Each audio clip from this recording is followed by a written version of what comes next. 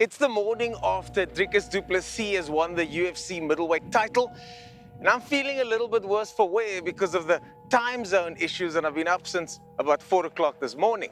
So I've decided to bring in a special test driver to do a 0 to 100 test on this, the new AMG C43. But before we do that, let's take a closer look at Mercedes-Benz new, just below the flagship, model.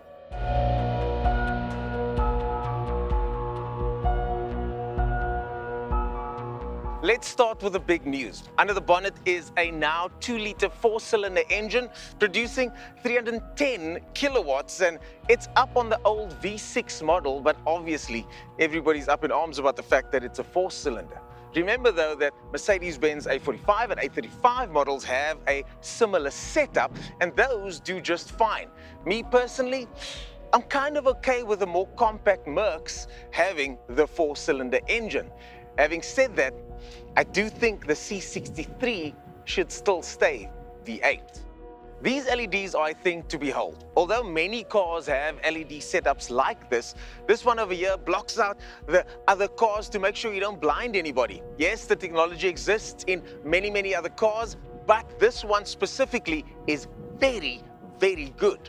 I really do like these 19-inch wheels on this car with these Pilot Sport 4s, which grip very well for a car this size and weight.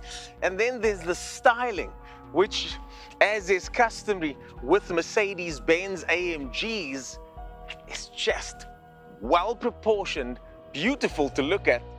It's also got rear wheel steering, which means the car feels quite agile on twisty roads like this, and you've got a little ducktail wing at the back that again provides the perfect look for a well-proportioned car. But enough about the exterior tour. What does it do 0 to 100, and can we match the claimed figures of 4.6? This is Craig Newman, our resident videographer, cameraman, and now test driver. He's going to try and get this car from 0 to 100 in under 5 seconds and close to the claimed figure. Usually these tests are conducted by professionals, but let's see if our average Craig can get the job done.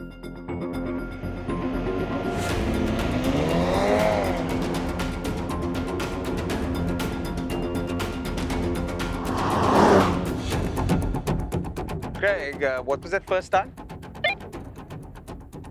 First one is 4.7. Gee whiz. 4.7 seconds to 100, like that first time. He's never launched a car like this before, not that I know of, or not that he's told me. But what that means is that this is the everyman's performance car, and a lot of these modern cars are. So, first time, not bad. Let's try again.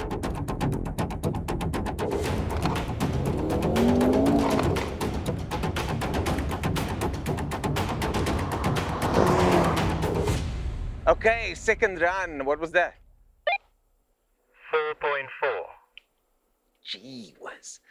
4.4 to 100 the second time round, below the claimed figure. So when it comes to performance, the Mercedes-AMG certainly isn't lacking. The interior on the Mercedes-Benz recently has been quite the occasion. The old problems of build quality are long in the past, and now people are really enjoying Mercedes-Benz interiors. You've got the new MBUX system on here, which again is an absolute highlight, and a big clear screen with excellent resolution. Then there's of course the map system on here, which guides you as you drive along, and it's very intuitive because it's effectively a sort of virtual reality look and feel. Very easy to use and a mega plus.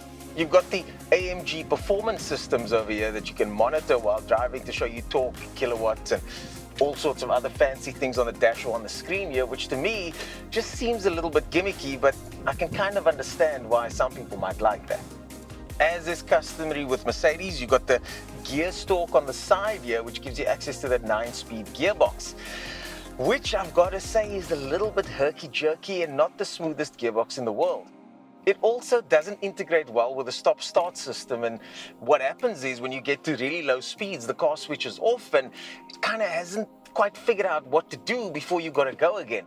The engine I quite like and its characteristics, but I don't feel it matches up well to the gearbox at all.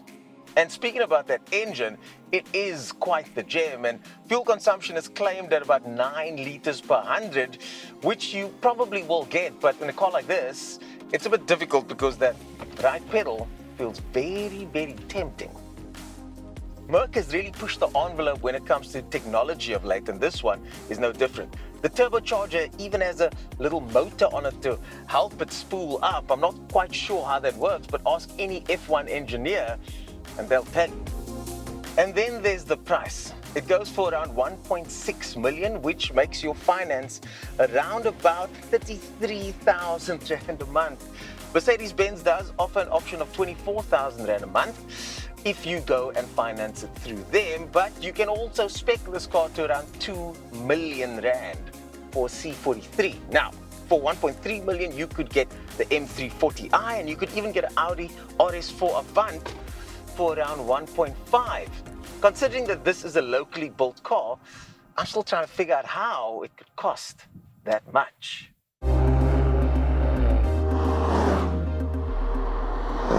As you can hear, the sound is not bad even for a 4-cylinder. And again, for me personally, I don't miss V6s that much when it comes to a car this powerful and set up like this. The 4-cylinder engine, I think, is just fine in this car. That, to me, is the party trick. The 4-wheel steering makes the car feel nimble and fast, and the steering itself is nice to hold on the roads like this, where you can go a little bit faster. This car is a pleasure to drive, as long as you avoid the bumpy sections. I think recently Merc has been chasing after BMW quite a lot when it comes to handling and dynamics, and that's always, for me, been something that I didn't want from a brand like Mercedes, but the public has spoken and they've delivered, and this C43 on a road like this, it's just a wonderful car to drive.